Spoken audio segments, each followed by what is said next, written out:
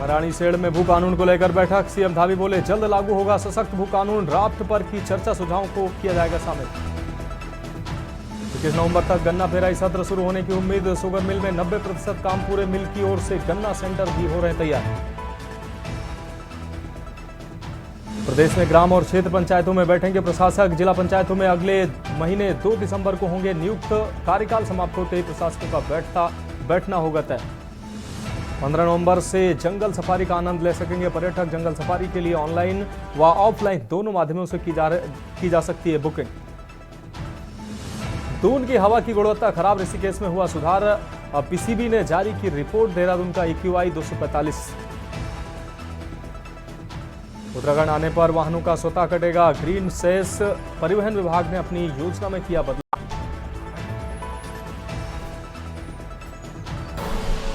आप देख रहे हैं के न्यूज, खबरों का सारथी। नमस्कार, उत्तराखंड की खबरों में आपका स्वागत है। मैं हूं मनोज मानस। अहम रिपोर्ट से बुलेटिन की शुरुआत करेंगे। देश की राजधानी दिल्ली के साथ ही अब हिमालयी राज्यों में भी प्रदूषण का स्तर लगातार बढ़ता जा रहा है। दिवाली के बाद से सभी स्थानों में प्रदूषण की मात्रा बढ़ी है। इसकी वजह से लोगों में प्रदूषण से होने वाली बीमारियां भी बढ़ गई हैं। उत्तराखंड की राजधानी देहरादून की स्थिति अब ये हो गई है कि दून की जो हवा है वो मेरठ और गाजियाबाद से भी ज़्यादा खराब हो गई है। दून का AQI लेवल जो हो 300 के करीब पहुंच गया है, जो कि चिंता का विषय है। इस बीच मैदानी क्षेत्रों में घनी धुंध और कोहरे की वजह से भी सड़क हादसे बढ़ने लगे हैं। विजिबिलिटी कम होने से यातायात में भी लोगों को खासा परेशानी हो रही है। ये रिपोर्ट देखिए।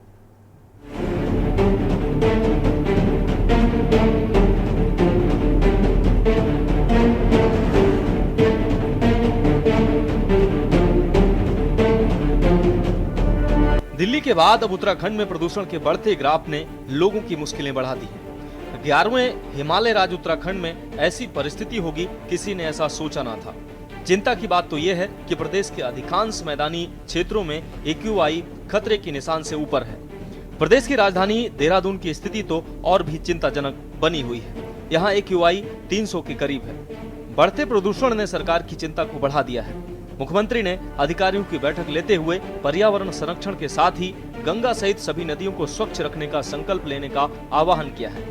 वहीं पर्यावरण संरक्षण के साथ ही दून में वाटर ट्रीटमेंट प्लांट के लिए 1000 हरे पेड़ काटे जाने की तैयारी चल रही है। सौंग बांध परियोजना के वाटर ट्रीटमेंट प्लांट के लिए 1000 हरे पेड़ काटे जाएंगे, जिस पर राजनीति भी गर्मा गई है।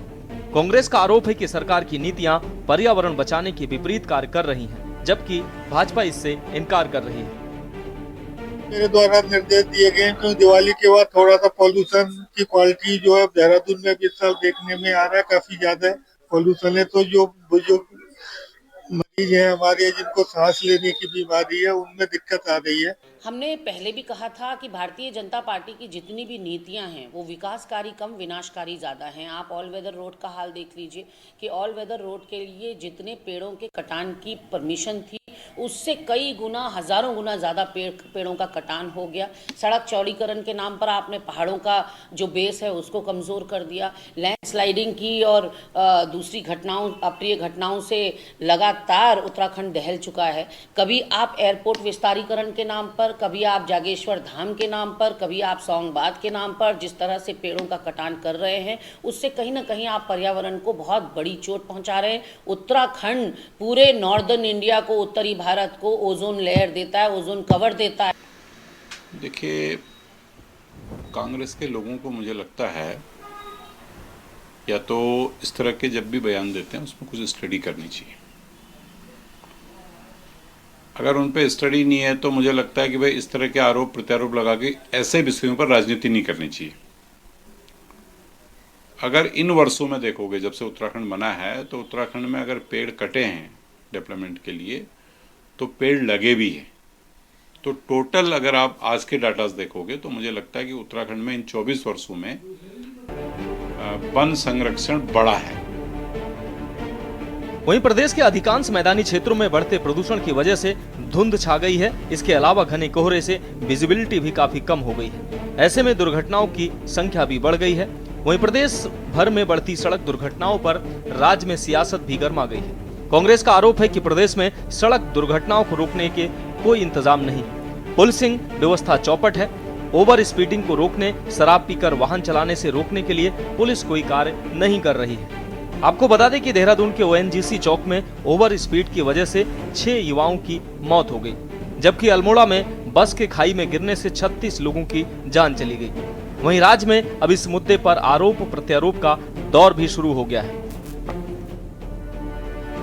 सुबह जब मैं घर से निकला तो देखा मैंने बाहर निकल के कि मेरे से ज़्यादा आगे का कुछ दिखाई नहीं दे रहा और अच्छा खासा कोहरे ने अपना सफ़ेदी पूरी ढक रखी है और आगे तक का कुछ दिखाई नहीं दे रहा है। बहुत ज़्यादा कोहरा आ चुका है काशीपुर की सड़कों पर। की कार्यशैली पे इसलिए सवाल उठा रहा हूँ कि जिस दिन घटना हुई उस दिन आप पूरे शहर में चेकिंग कर रहे हैं, आप पब्स में छापे मार रहे हैं। इसका मतलब शहर के अंदर ये खुलेआम चल रहा था।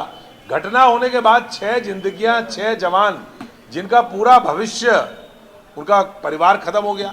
आप समझिए कि परिवार में 6 चिराग बुझ गए। उसके बाद आप छापे मार रहे हैं। शहर के अंदर जिस प्रकार से क्लब कल्चर शुरू हुआ है, रात को लेट नाइट पार्टी चल रही है, शराब चल रही है, जगह जगह 10-10 कदम में विदेशी मदिरा की दुकानें सरकार ने खुलवा दी हैं, कदम कदम पे अंग्रेजी शराब के ठेके हैं, शराब सरेआम सड़कों में गाड़ी खड़ी करके शराबें पी जा रही हैं।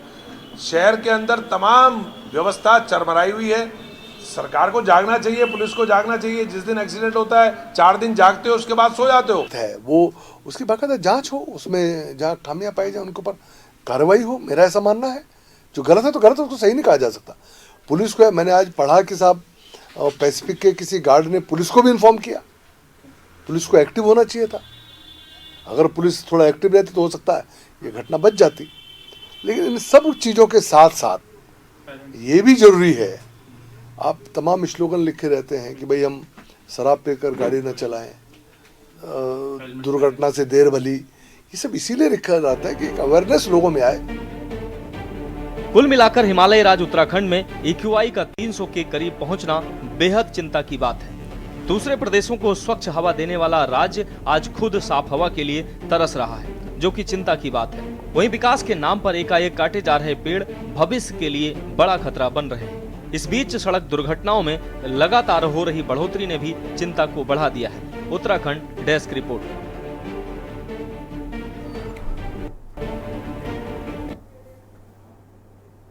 अब बढ़ेंगे अगली खबर की ओर। राजकीय औद्योगिक विकास एवं सांस्कृतिक मेला का मुख्यमंत्री पुष्कर सिंह धामी ने उद्घाटन किया। इस दौरान उनके साथ राज्यसभा सांसद प्रदेश अध्यक्ष महेंद्र भट्ट, शिक्षा मंत्री धन सिंह रावत, राज्य मंत्री रमेश गड़िया मौजूद रहे। गौचर मेला 1943 से लगने वाला ये मेला है। गौचर मेला हर वर्ष देश के प्रथम प्रधानमंत्री पंडित जवाहरलाल नेहरू के जन्मदिन यानी कि बाल दिवस 14 नवंबर से 20 नवंबर तक आयोजित किया जाता है।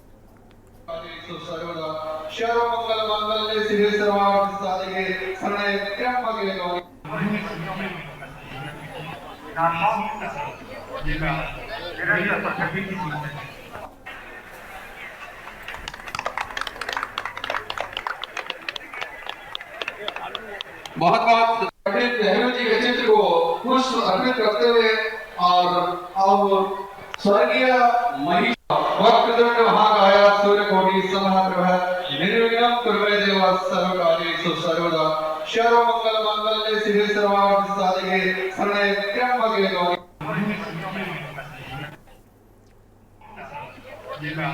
बहुत अच्छा ढंग से प्रमोट कर रहे हैं। जहाँ जहाँ मेले होते हैं हम उनको वहाँ भेजते हैं और इनकी बिक्री अच्छी हो जाती है।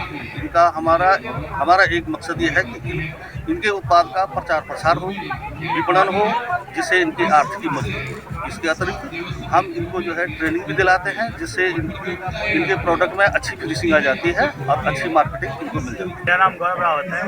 तो ये मेले में 4-5 सालों से हम काम कर रहे हैं, तो काफ़ी अच्छा हो रहा है, बिजनेस चल रहा है सही।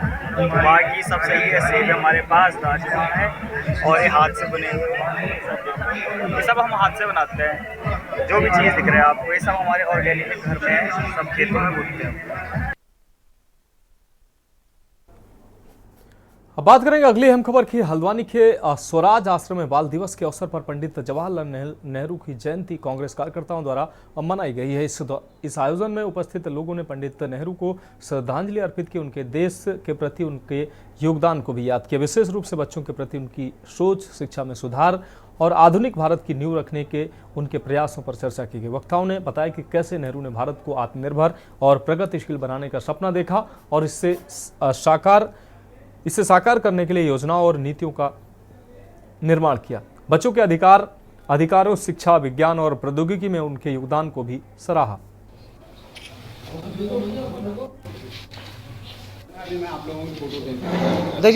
वो देश के नायक हैं। आप एक लूटा पिटा देश कल्पना करिए जो 700 साल से किसी न किसी तरह से गुलामी में रहा देश। वो देश भारत को मिला था जिस पर जो है न खाने को ढंग से था इस देश, न पहनने को ढंग से था। सुई तक जिस देश में नहीं बनती थी, उस देश को अपनी 12 साल का उनका सत्ता रही। 12 साल में नेहरू ने आजादी से पहले इतना अमीर नेहरू जो 30 साल जेल में बिताए और आजादी के बाद भारत को बुलंदियों पर पहुंचा। आज भारत चौथी आर्थिक और सामरिक महाशक्ति है ना, तो उसमें कहीं ना कहीं योगदान नेहरू का है। कहते हैं well beginning is half done. तो वो वेल बिगनिंग अगर नेहरू ने नहीं दी होती तो आज जो सत्ताधीश हैं वो आज जिस तरह से नेहरू को, मुझे बहुत बुरा लगता है, अटल बिहारी वाजपेयी कांग्रेस के नहीं भारतीय जनता पार्टी के, लेकिन इस देश के नायक के रूप में उनको मैं मानता हूं। लेकिन जिस तरह से भारतीय जनता पार्टी को संगठन किस तरीके से नेहरू को बदनाम करते हैं, गलत सलत उनकी फोटो, झूठी फोटो डालते हैं। वो नेहरू जिसने IIT IIM इस देश को दिए, कहां से कहां पहुंचा है इस देश को, आज उसी की खा रहे हैं सब लोग मिलकर के। इतना भारत लोकतंत्र बना विश्व के अंदर, एक गरीब देश कहां से कहां पहुंचा लोकतंत्र में। आज जब उसको गाली देते हैं तो मुझे वास्तव में बहुत बुरा लगता है। बढ़ेंगे अगली खबर की ओर। मुख्यमंत्री उत्तराखंड ड्रग्स फ्री देवभूमि अभियान के तहत वरिष्ठ पुलिस अधीक्षक STF नवनीत सिंह भुल्लर द्वारा ड्रग्स के खिलाफ कार्रवाई के लिए एंटी नारकोटिक्स टास्क फोर्स को उत्तराखंड के समस्त जनपदों में कड़ी निगरानी रखते हुए कार्रवाई करने का निर्देश दिया था, जिसका पालन करते हुए देर रात एक अंतर्राष्ट्रीय ड्रग डीलर तस्कर तालिब खान को गिरफ्तार किया गया। वहीं गिरफ्तार तालिब खान के पास से 261 ग्राम अवैध स्मैक की बरामद की गई है, जिसकी कीमत करीब 80 लाख रुपए आंकी जा रही है। ये तालिब खान अभियुक्त और मूलतः मजनूपुर बरेली का रहने वाला है और इसकी कस्टडी से 261 ग्राम स्मैक बरामद हुई है और कारगिल ग्रांट थाना पटेलनगर क्षेत्र देहरादून में ये अरेस्ट हुआ है।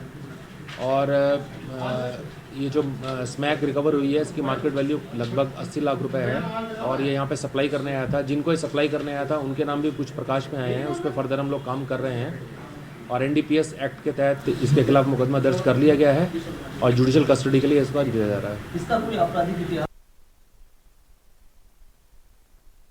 बढ़ेंगे अगली खबर की ओर। खबर लक्सर से है, जहां लक्सर के गोवर्धनपुर स्थित एक निजी चिकित्सालय पर स्वास्थ्य विभाग की टीम ने छापा मारकर जांच पड़ताल की। टीम प्रभारी डॉक्टर जॉर्ज सैमुअल ने बताया कि मुख्यमंत्री पोर्टल पर शिकायत की गई थी कि गोवर्धनपुर में एक निजी चिकित्सालय को स्वास्थ्य विभाग के नियम के विरुद्ध चलाया जा रहा है। इसी के मद्देनजर उक्त चिकित्सालय की मौके पर जांच पड़ताल की गई। प्रथम दृष्टया जांच पड़ताल में चिकित्सालय पर स्वास्थ्य विभाग से संबंधित रजिस्ट्रेशन आदि कोई दस्तावेज मौके पर नहीं मिला। इसके अलावा चिकित्सालय में कोई भी डॉक्टर भी उपस्थित नहीं मिला और न ही OPD IPD से संबंधित कोई कागजात भी मिले दिखाए गए और कई प्रकार की अनियमितता मिली है। इसी के मद्देनजर चिकित्सालय को फिलहाल बंद कर दिया गया।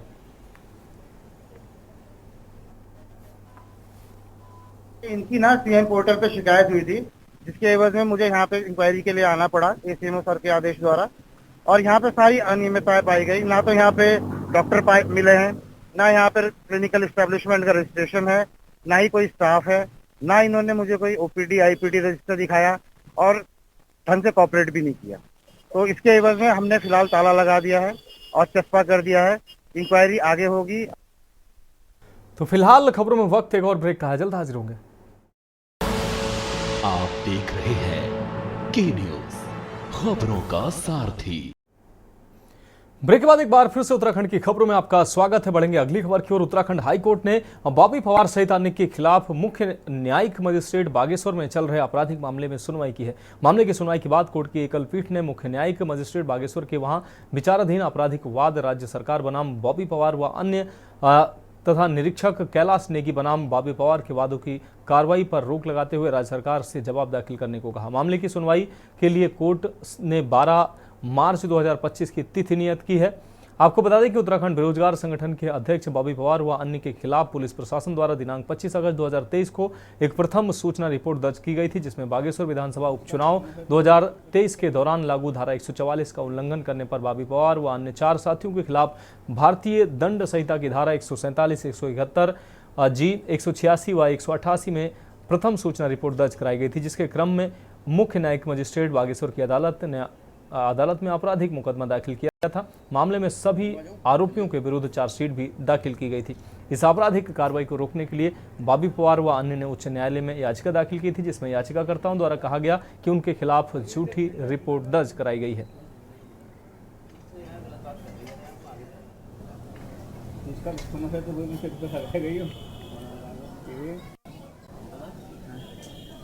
जो उपचुनाव हुआ था बागेश्वर में अभी 2024 में ही, तो उससे जुड़ा हुआ मामला था। बॉबी पवार जो बेरोजगार संघ के अध्यक्ष हैं, उनके 2-3 साथी वहाँ पर जो अवेयर करने के लिए, लोगों को जागरूक करने के लिए कुछ पम्पलेट बांटना चाह रहे थे, जिसमें कि प्रशासन ने ये कहते हुए कि साहब आपको पम्पलेट बांटने की अनुमति नहीं है, आप यहाँ इकट्ठा नहीं हो सकते, धारा 144 लागू हुई है, तो उनके ऊपर मुकदमे दर्ज कर दिए गए थे।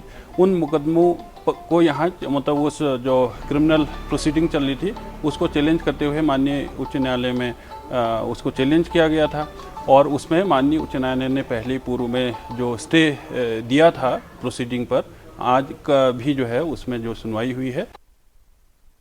अब बात करेंगे अगली अहम खबर की। उत्तराखंड हाईकोर्ट ने प्रदेश में अभी तक छात्र संघ के चुनाव नहीं कराए जाने के मामले पर सुनवाई की है। मामले की सुनवाई के बाद कोर्ट की एकल पीठ ने राज्य सरकार को 10 दिनों के भीतर शासनादेश व लिंगदोह कमेटी की सिफारिशों में अंतर स्पष्ट करने को कहा है। मामले की सुनवाई के लिए कोर्ट करार एकल पीठ ने 26 नवंबर की तिथि नियत की है।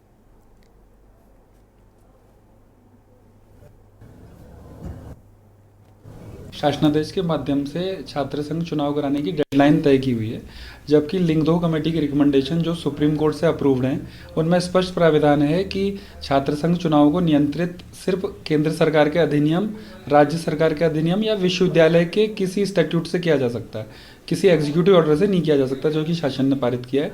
और साथ ही यूजीसी की भी जो रेगुलेशन है वो ये कहते हैं कि हर विश्वविद्यालय अपना एकेडमिक कैलेंडर खुद बनाएगा।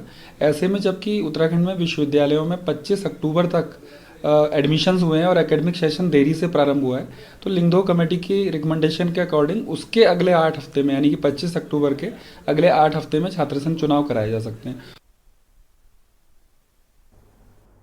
अब बात करेंगे अगली अहम खबर की। रुद्रपुर में श्री गुरु नानक देव महाराज के प्रकाश उत्सव पर आज नगर में महान नगर कीर्तन का आयोजन किया गया, जिसमें नगर और दूर दराज क्षेत्रों से आई हजारों की संगत ने प्रतिभाग कर नगर कीर्तन की शोभा बढ़ाई।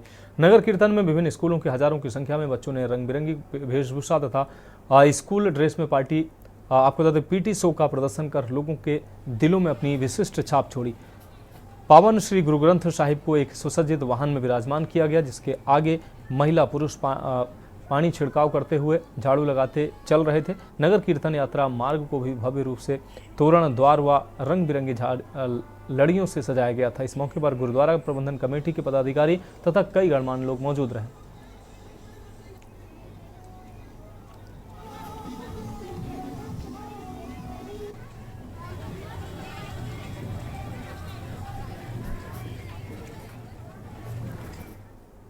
अब बढ़ेंगे अगली खबर की ओर। जिला मुख्यालय पौड़ी स्थित रांची स्टेडियम में जिला युवा कल्याण विभाग की ओर से जिला स्तरीय खेल महाकुंभ का आयोजन किया गया।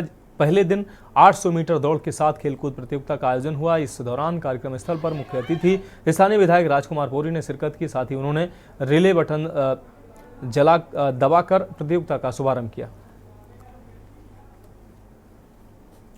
बहुत अच्छा कार्यक्रम है और जब आपकी स्पर्धा हमारे जो भविष्य है, जो हमारी नई पीढ़ी मैदान में प्रवेश करने का उसको संभालने का ये काम कर रहे हैं। जनपद स्तरीय उनका ये बहुत आवश्यक है कि शिक्षा के साथ साथ में बच्चे का सर्वांगीण विकास हो। इसके लिए जो है सरकार ने ये पॉलिसी बनाई है, इस खेलों से भी बच्चों को जोड़ा जाए। और इस निमित्त जो है पूरे प्रदेश भर में आजकल जो है ये सारा खेल महाकुंभ के रूप में युवा कल्याण के द्वारा यह आयोजित किया जा रहा है। और यहाँ पर ये जिला स्तरीय प्रतियोगिताएं आज युवा कल्याण के विभाग के द्वारा यहाँ पौड़ी में आयोजित की गई है और इसमें 15 विकास खंडों के सारे बच्चे प्रतिभाग कर रहे हैं। आज से दिनांक 14 नवंबर से जनपद स्तरीय खेल महाकुंभ प्रतियोगिता प्रारंभ की गई है। पौड़ी और कोटद्वार शशिधर स्टेडियम कोटद्वार में संपन्न की जाएगी। जो पौड़ी रांची स्टेडियम की जो प्रतियोगिताएं हैं उनमें जो आज 14 तारीख को है एथलेटिक और खो खो की प्रतियोगिता है। एथलेटिक में 3 ग्रुप हैं, 4 ग्रुप हैं, जिनमें अंडर 14 है, अंडर 17 है, अंडर 20 है और अंडर 23। बढ़ेंगे अगली खबर की ओर। खबर रुद्रपुर से, जहां आदर्श कॉलोनी चौकी पुलिस में उस वक्त हड़कंप मच गया जब पुलिस को सूचना मिली कि एक तेज रफ्तार कार सड़कों पर दौड़ रही है और कार सवार सिख निहंग युवक पर तमंचा भी है। सूचना मिलते ही पुलिस ने सिटी क्लब के सामने वाहन चेकिंग शुरू कर दी और कार सवार युवक को पकड़ लिया। प्रारंभिक पड़ताल में युवक के कब्जे से एक तमंचा व जिंदा कारतूस भी बरामद की गई है। आरोपी नगर कीर्तन में शामिल होने के लिए आया था। पुलिस ने तफ्तीश शुरू कर दी है। जानकारी के अनुसार गुरुवार की सुबह शहर की पुलिस नगर कीर्तन को लेकर सक्रिय थी और जगह जगह सुरक्षा व्यवस्था चाक चौबंद हो रही थी। तभी दोपहर 12:30 बजे आदर्श कॉलोनी पुलिस चौकी प्रभारी को ये जानकारी मिली, जिसके बाद जांच पड़ताल की गई, जिसमें बलेनो कार संख्या आपको बता दें BD 0782 तेजी से काशीपुर बाईपास की ओर आ रही थी। सूचना के आधार पर पुलिस ने चेकिंग की और कार सवार युवक को रोक लिया।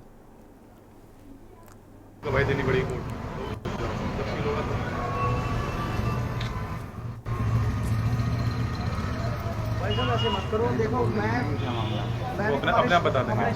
आइए जान लेते क्या।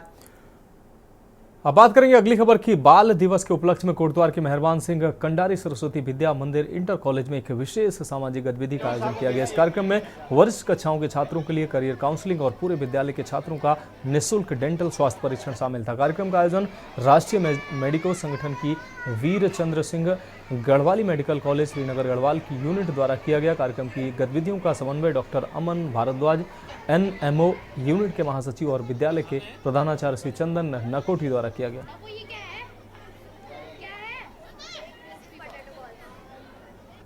आज बाल दिवस के अवसर पर यहाँ मेहरबान सिंह कंडारी सरस्वती विद्या मंदिर इंटर कॉलेज कोटद्वार में ये निःशुल्क दंत शिविर और साथ ही मानसिक स्वास्थ्य को देखते हुए हमारे डॉक्टर अनुराधा और हमारे श्रीमान राजकुमार त्यागी जी ने यहाँ पर अपना शिविर लगाया है। इसके साथ ही बाल दिवस के अवसर पर सभी बालकों द्वारा बाल मेला का भी आयोजन किया गया है। बाल दिवस पर अपने विद्यालय में बाल मेला और दंत चिकित्सा शिविर का आयोजन किया गया है।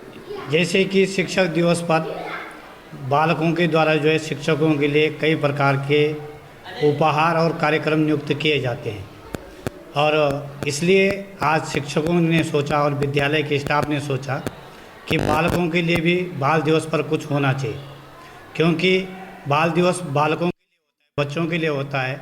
इसलिए छोटे छोटे छात्र आज बाल मेले, कई छात्रों ने जो है कई प्रकार के पकवान छोटे छोटे स्टॉल लगा करके जो है एक मेले का रूप दिया है और अन्य छात्र जो है वहाँ से कई चीज़ें खरीद रहे हैं, खा रहे हैं और उस मेले का खूब आनंद उठा रहे हैं।